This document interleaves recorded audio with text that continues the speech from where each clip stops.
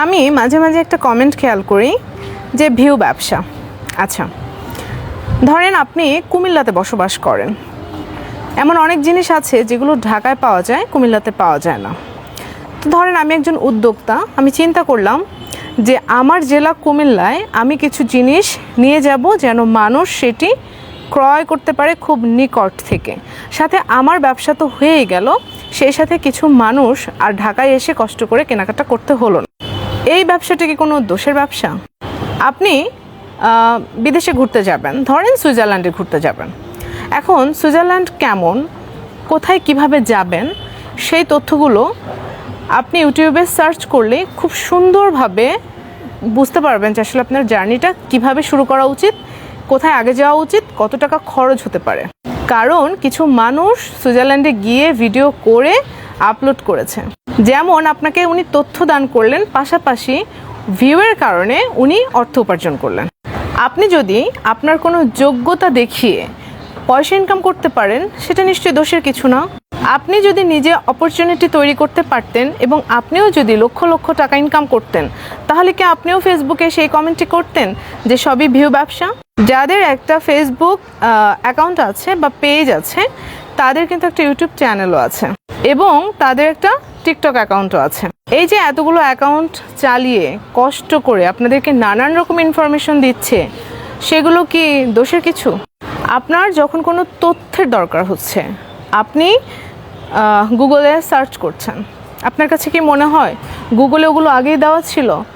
ঢাকা সিটির 10 নম্বর মোড়ে কি পাওয়া যায় সেটা গুগলে আগেই দেওয়া ছিল? কোনো মানুষ ওয়েবসাইট ওপেন করে সেই তথ্যটি দিয়ে রেখেছে। সেই তথ্য প্রদানের মাধ্যমে তাকে যদি গুগল অর্থ প্রদান করে, আপনার কি দোষ? তার কি দোষ? একজন ডক্টর তার চেম্বারে নানান রকমের পরামর্শ প্রদান করে, রোগীকে সেবা দেওয়ার চেষ্টা করে। অপারেশন বা খুব ভারী কোনো চিকিৎসা, এটা ছাড়া ম্যাক্সিমামটা এখন ইউটিউবে আপনি পেয়ে যাবেন। একজন ডক্টর অনেক কষ্ট করে সেই তথ্যগুলো আপনাদের জন্য দেওয়ার চেষ্টা করছে, আপনারা সেটা থেকে উপকৃত হচ্ছেন। এই ভিউয়ের কারণে যদি ইউটিউব চ্যানেল বা ফেসবুক পেজ থেকে যদি তাকে লক্ষ লক্ষ টাকা প্রদান করা হয়, তাহলে কি সমস্যা বলেন তো? বাজারে যারা আলু, পটল, পেঁয়াজের ব্যবসা করে, সেই ব্যবসা করার কারণে আপনি খুব নিকটবর্তী কোনো দোকান থেকে সব পণ্য কিনে এনে বাসায় রান্নাবান্না করে খাচ্ছেন, আপনাকে দূরে যেতে হচ্ছে না। এবার একটু চিন্তা করে দেখেন তো, সব মানুষ যদি মুদি পণ্য বিক্রি করা বন্ধ করে দেয়, তাহলে আপনি কিভাবে চলবেন? একটাই কাজ করতে হবে, আপনাকে নিজে চাষ করতে হবে। ফেসবুক, ইউটিউব বা সোশ্যাল মিডিয়ার যে কোনো প্ল্যাটফর্মে তথ্যবহুল অনেক কিছুই পাওয়া যায়। আপনি সেই তথ্য পেতে পছন্দ করেন, কিন্তু সেই তথ্য প্রদানের মাধ্যমে কোনো ব্যক্তি যদি অর্থ ইনকাম করে, সেটা তো তার জব। সো আপনি কেন এটাকে ভিউ ব্যবসা বলছেন? সহজ ভাষায় এটি হচ্ছে মেটার সাথে যুক্ত হয়ে ফেসবুক থেকে যারা পয়সা ইনকাম করছে, তারা কিন্তু মেটার সাথে যুক্ত, মানে কি একটা কোম্পানির সাথে যুক্ত। ওই কোম্পানিতে যে জবের কথা বলা হয়েছে, সেই জবটা যদি একজন মানুষ করতে পারে এবং অর্থ ইনকাম করতে পারে, তাহলে আপনারা কেন সেটাকে ভিউ ব্যবসা বলেন? একটা মানুষ ভালো নাচ করতে পারে, ওই নাচটা যদি আপনার দেখতে ভালো লাগে, আপনি দেখবেন। এই ভিউয়ের মাধ্যমে যদি সে ইনকাম করে, তাহলে ওই ব্যক্তির দোষটা কোথায়? বরং আপনার যদি পছন্দ না হয়, ওই নাচটা দেখার কোনো অধিকারই আপনার নাই। একজন ডক্টর যদি পরামর্শ দেয়, সেটা যদি আপনার ভালো না লাগে, আপনি সেটা স্কিপ করবেন।